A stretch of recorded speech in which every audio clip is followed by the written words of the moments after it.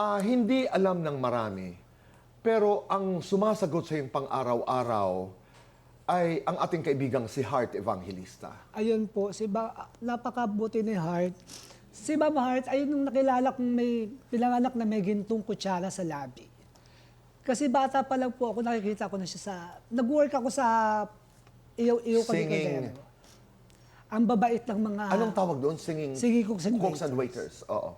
Ang babait nila, ang mga si Miss Love, si Miss Soen, si Miss Happy, ayan si Miss Heart. Oo, mga kaibigan din natin yan. Si Happy is a good friend. Naging, So, paano nalaman ni Heart? Paano kayo nag-usap? Tumawag yung PA niya kay RJ Prank, manager ni Alan Kay. Tapos, ayun, nag-connect na kami.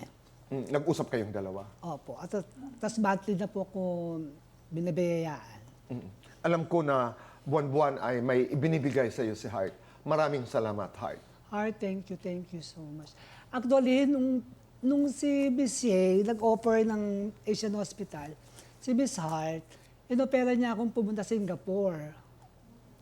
Nauna si Miss Ye. Shay. Kaya ayun na lang ang ni Miss Heart. Thank you, Miss Heart.